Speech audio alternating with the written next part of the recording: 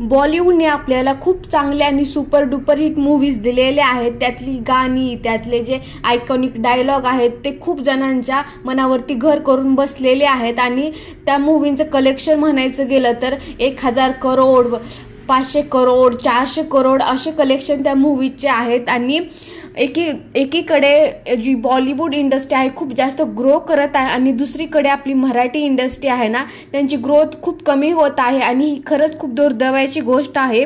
कारण ही मराठी इंडस्ट्री असो किंवा आपली हिंदी इंडस्ट्री असो, साऊथ इंडियन इंडस्ट्री असो, ह्या पूर्ण मराठी माणसाने ह्या चित्रपटाला आपल्या भारतामध्ये आणण्याचं काम केलेलं होतं आणि आज तीच मराठी इंडस्ट्री खूप जास्त लो प्रेजमध्ये आहे।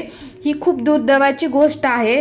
तर आज आपण अशाच एका मराठी माणसाविषयी बोलणार आहोत ज्याने चित्रपटाला आपल्या भारतामध्ये आणलं आणि सगळ्यात पहिला चित्रपट बनवला, जो की राजा हरिश्चंद्र। 1913 मध्ये त्यांनी राजा हरिश्चंद्र मूक फिल्म बनवली होती आणि फर्स्ट फिल्म होती जी भारतामध्ये बनलेली होती, जी आदरणीय दादासाहेब फाळकेजी यांनी बनवलेली होती।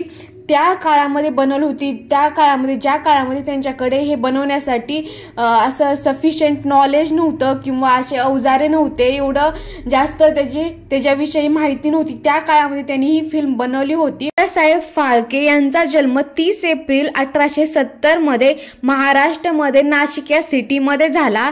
त्यांचं पूर्ण नाव धोंडीराज गोविंद फाळके होतं। त्यांचं स्कूलिंग जे स्कूलमध्ये झालं, पुढे त्यांना आवड कला क्षेत्रामध्ये होती, त्यामुळे गुजरातमध्ये त्यांनी शिक्षण पूर्ण केलं आणि तिथेच त्यांनी चित्रकला ह्याच्यामध्ये किंवा फोटोग्राफीमध्ये त्यांची आवड जोपासली आणि फोटोग्राफी ते करत होते। आणि त्याच्यामध्येच करता करता एक दिवस त्यांनी 1906 मध्ये एक मूवी बघितला होता, जो क्रिसमस फिल्म होती, क्रिसमस मधून होता, जो क्रिसमस फेस्टिवल आहे ना त्याच्याशी रिलेटेड होता आणि त्या फिल्मचं नाव होतं the light of crisis. English मधून मूवी होता आणि ती मूवी बघितल्यानंतर, जो की मूक मूवी होता म्हणजे सायलेंट मूवी, तर तो मूवी बघितल्यानंतर त्यांना आयडिया आली की जर येशू ख्रिस्ताच्या जागी आपण आपले जे महाराष्ट्राचे कल्चर आहेत, त्यांचे जे आपले राजा आहेत, महाराजा आहेत, त्यांचं कल्चर दाखवलं ना तर लोकांना खूप जास्त आवडेल आणि हा थॉट त्यांच्या मनामध्ये 1906 साली आलेला होता।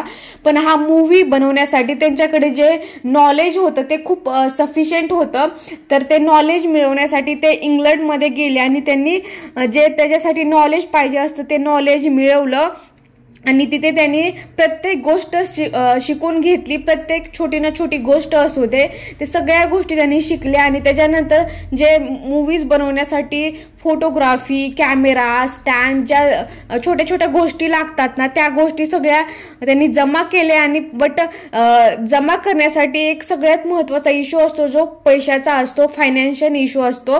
तो त्यांच्याकडे पैसे नव्हते, बट त्यांनी खूप मेहनत करून ते पैसे जमा केले की ते मूवी बनवण्यासाठी टोटल त्यांना 15,000 रुपये लागले होते आणि ते 15,000 म्हणजे आजच्या काळामध्ये खूप जास्त मोठी अमाऊंट असू शकते, म्हणजे 1 करोड अशी अमाऊंट असू शकते। त्या काळामध्ये 15,000 म्हणजे खूप जास्त मोठी अमाऊंट होती, जी एक नॉर्मल माणूस सोडा, मिडल क्लास माणूस पण अफोर्ड करू शकत नव्हता, एवढी अमाऊंट ती होती। आणि त्याच्यानंतर त्यांनी फिल्म बनवायला चालू केली आणि फिल्म बनवण्यासाठी त्यांना मोर दॅन 7 महिने लागले होते आणि 7 महिन्यापेक्षा जास्त कालावधी लागला होता। प्रत्येक गोष्ट त्यांना बघायची होती आणि त्याच्या अगोदर त्यांना अनुभव नव्हता आणि विदाऊट अनुभवाचा प्रत्येक गोष्ट करणे आणि भारतामध्ये पहिल्यांदा कोणीतरी फिल्म बनवत होतं, तर त्याच्यासाठी त्यांना किती समस्यांना सामोरे जावं लागलं।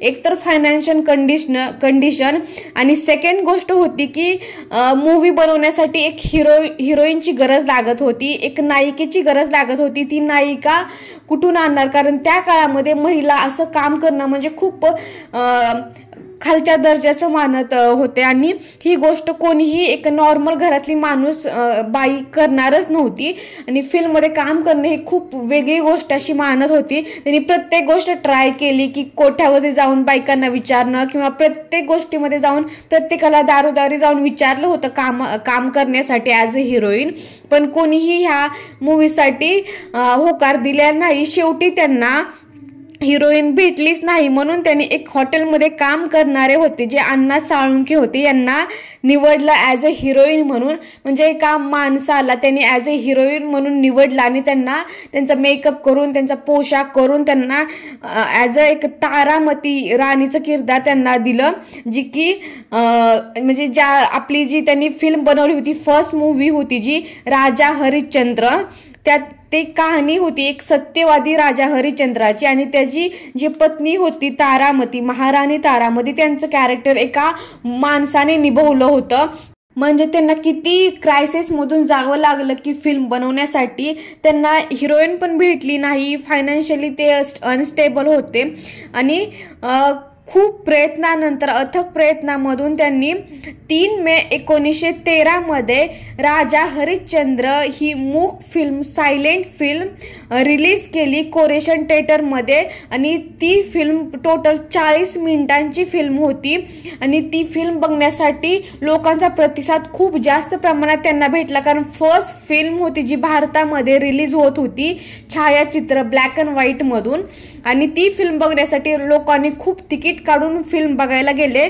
टोटल 40 मिनिटाची फिल्म होती आणि प्रतिसाद खूप चांगला भेटला. आणि मग फर्स्ट निर्माता जे दादासाहेब फाळके जी होते ना, त्यांनी त्याच्यानंतर खूप मस्त फिल्म बनवल्या, सत्यवान सावित्री, मोहिनी, भस्मासूर, कालिया मर्दन, अशा खूप वेगवेगळ्या फिल्म त्यांनी बनवलेल्या होत्या. बट जी फर्स्ट फिल्म होती राजा हरिश्चंद्र जी 1913 मध्ये बनवलेली होती आणि ती सायलेंट फिल्म होती. आणि त्याच्यानंतर दुसऱ्यांदा हीच फिल्म राजा हरिश्चंद्र 1952 मध्ये बनवली होती, जी मूक फिल्म बिलकुल बी नव्हती, त्याच्यामध्ये डायलॉग्स होते आणि लोकांना ती पण खूप जास्त आवडली. बट त्याचे निर्माता जे होते जे श्री एम त्रिवेदी होते आणि त्या फिल्ममध्ये आवाज होता आणि खूप चांगल्या प्रकारे त्यांनी ती फिल्म केली होती. आणि त्या फिल्ममध्ये जो रोल केला होता ना ललित पवार यांनी केलेला होता आणि खूप चांगल्या प्रकारे ती पण फिल्म होती. बट फर्स्ट आपली फिल्म एका मराठी माणसाने बनवलेली होती. ज्या फिल्म इंडस्ट्री आज इतकी ग्रो करत आहे ना, त्या फिल्म इंडस्ट्रीला भारतामध्ये आणण्याचं काम एका मराठी माणसाने केलं होतं. आणि त्याच्यानंतर 16 फेब्रुवारी 1944 त्यांचं निधन झालं.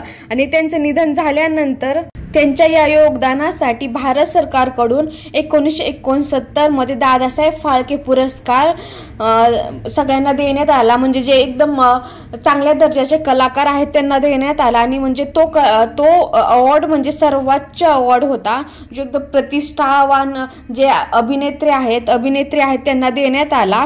आणि फर्स्ट जो पुरस्कार होता ना तो देविका राणी चौधरी यांना देण्यात आला. त्याच्यानंतर भरपूर जणांना देण्यात आला, रजनीकांत वगैरे भरपूर जणांना. आणि त्या अवॉर्ड सोबत 10 लाख रुपये आणि सुवर्ण नाणं पण देण्यात येत होतं. आणि त्याच्यानंतर दादासाहेब फाळके पुरस्कार हा भरपूर लोकांना देण्यात आला. एका मराठी माणसाने भारतामध्ये चित्रपट आणले व आज मराठी सिनेमासृष्टी मागे पडली आहे. पण शेवटपर्यंत हेच सत्य असेल की मराठी माणसाला कोणतेही काम अशक्य नाही, मराठी असल्याचा अभिमान आहे. हा चित्रपट शनिवारी 3 मे 1913 साली प्रदर्शित झाला. हा दिवस मराठी चित्रपटसृष्टीचा महत्त्वाचा दिवस असणार आहे. आणि राजा हरिश्चंद्र ही फिल्म प्रत्येकाच्या लक्षामध्ये राहतच असेल. आज भली मराठी इंडस्ट्री खूप पाठीमागे असेल तरी पण ही गोष्ट कधी विसरता येणार नाही की या पूर्ण इंडस्ट्रीला भारतामध्ये आणणारा एक मराठी माणूस होता. ह्याच्यावरती तुमचं काय मत आहे ते कमेंट सेक्शनमध्ये सांगायला विसरू नका. आणि नॉलेजमध्ये काही कमी जास्त झालं असेल तर ते पण कमेंटमध्ये सांगा. व्हिडिओ आवडला असेल तर प्लीज लाईक शेअर सबस्क्राईब करायला विसरू नका. आपण भेटूयात नेक्स्ट व्हिडिओमध्ये. तोपर्यंत गाइस स्टे ट्यून.